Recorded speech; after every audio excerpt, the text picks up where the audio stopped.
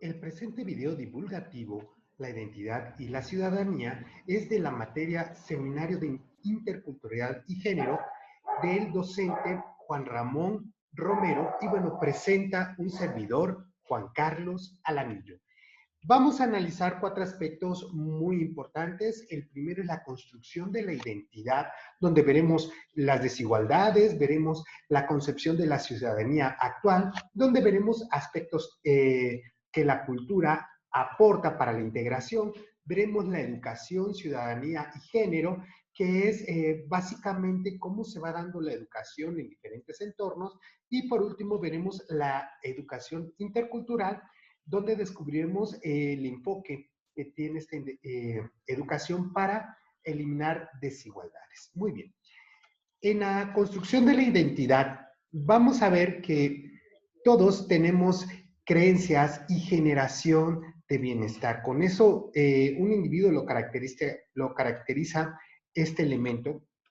Y aquí, cuando se juntan varios individuos, hay pedacitos de las creencias y de la generación de bienestar que forman una configuración cultural. Esto tiene dos procesos. El primero es el proceso social, que obviamente explica cómo el ser humano o el individuo se acerca a otro entorno, y lo que son los procesos simbólicos. Los procesos simbólicos los da el lenguaje. ¿Qué es esto? Mediante el lenguaje hay estructuras que significan lo mismo en un lado como lo mismo en otro. Un ejemplo rápido, el paso doble, sabemos que es un baile, sí, que está tanto en España como en México. Cuando vimos paso doble, identificamos. De ahí, cuando se juntan estos dos, se da el lenguaje y las costumbres, por lo cual decimos que el lenguaje y las costumbres son impuestas. Y de ahí viene el esquema de pertenencia. Esto es bien importante porque cuando un individuo busca su bienestar, trata de acercarse a otros que pueden tener las mismas características. Por ejemplo, yo estudio leyes, si termino leyes, trato de acercarme a la barra de abogados para que me acepten, porque se supone que tenemos las mismas creencias y bueno, automáticamente, ¿qué pasa? Al incluirme va apareciendo una identidad. En este caso del abogado, mi identidad del abogado, ¿sí? Y de ahí, ya una vez que está formada la identidad, hay modelos o estereotipos a transmitir. Esto es la diáspora, ¿sí? Hay un supuesto en que todo lo que el ser humano construye en su identidad se tiene que transmitir, y bueno, esto nuevamente refuerza lo que son las creencias y la generación de bienestar. Algo bien importante es que en la pertenencia, sí, se puede crear la desigualdad. Si a ti no te acepta determinado entorno, puede ser que te cree una desigualdad. Y esto obviamente va a generar un modelo o un estereotipo, ¿sí?, a transmitir, ¿sí? Esto es bien importante entender cómo se construye la identidad. Bien, eh, para entender un poquito la desigualdad y la etnicidad, hay que ver este modelo de tres universos: los cambios generacionales, las características sociales y raciales, y los esquemas políticos y económicos. En la intersección vamos a entender muchas cosas de cómo se dan estos cambios. Bien, entre los cambios generacionales y las características raciales y sociales se presenta el linaje y la transculturación, ¿sí?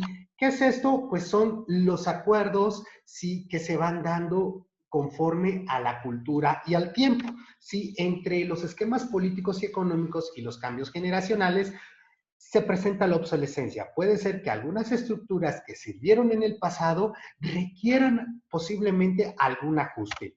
Y bueno, entre las características raciales y sociales y los esquemas políticos y económicos aparece la desigualdad.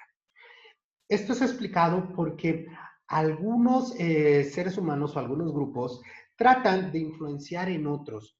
Y bueno, tratan de influenciar a veces para beneficio propio o para construcción de esquemas de bienestar. Si es en ocasiones para beneficio propio, bueno, es donde aparece la desigualdad. Bien, vamos a ver la concepción de la ciudadanía actual. Hay tres elementos: la nación, lo que son los rasgos culturales o la historia, ¿sí? Y el dilema de compartición histórico-cultural. Esto es bien importante porque las tres cosas pueden ser inventos del ser humano, tanto nación, ¿sí? Como los rasgos culturales, como la compartición de la historia, ¿sí? Son inventos del ser humano. Acá en Chihuahua, hablando del último tema de la compartición histórico-cultural, en los Tarahumaras son muy celosos de compartir ciertas partes de su cultura o de su historia, ¿sí? Como si nos podemos dar cuenta, muchas veces son medicina, muchas veces son historias, ¿sí? Y bueno, cuando no se puede compartir esos pequeños pedacitos, se dice que hay una creación de sedimentos. Como vemos, estas tres cosas crean subjetividad. ¿Qué es esto? Esta realidad solamente existe en un pequeño grupo o entorno. Bien, la configuración cultural, ¿cómo se da?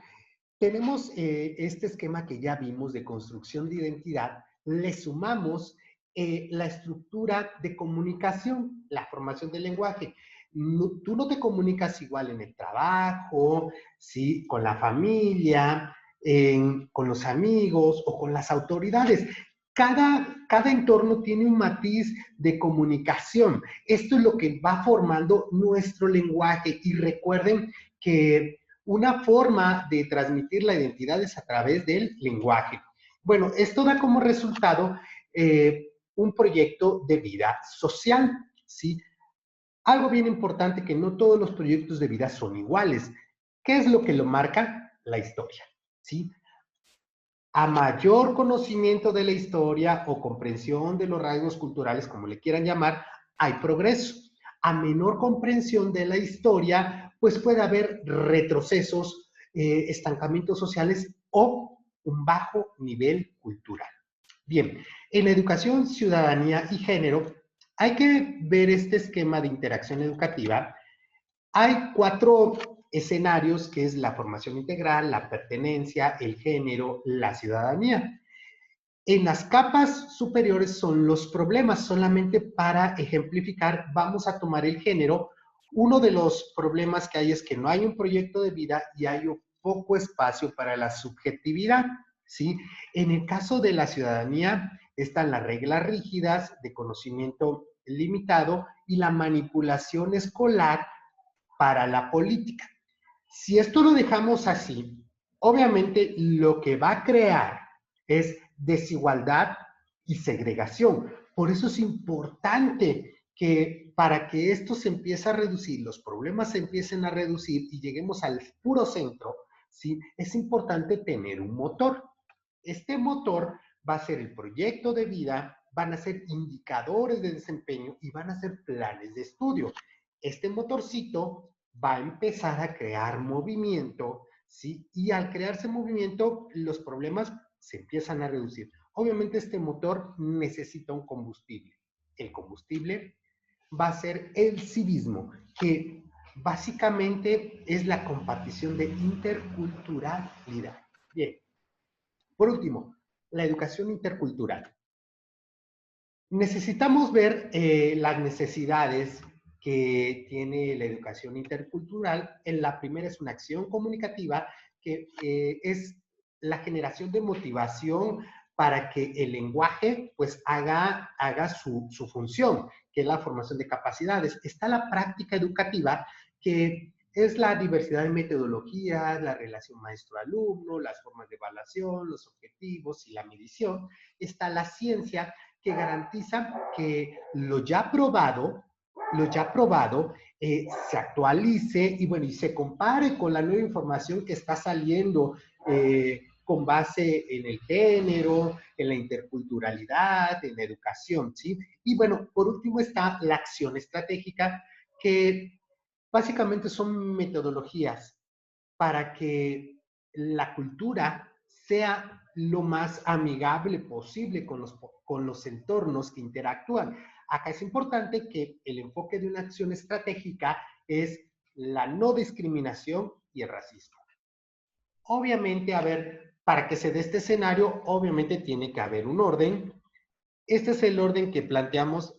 Primero la acción comunicativa, donde ya vimos, se va a encargar de todo este esquema de cultural, de transmitirlo y eliminar distorsiones. Está la práctica educativa, que obviamente aquí tiene que haber una flexibilidad con diferentes estructuras del pensamiento, ¿sí?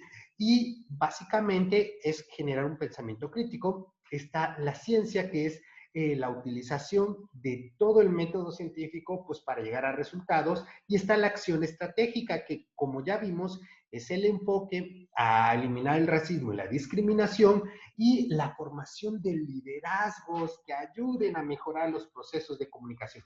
La salida de este escenario va a ser una sinergia muy equilibrada entre educación e interculturalidad. Bien, recuerden que en la práctica educativa tiene que haber indicadores.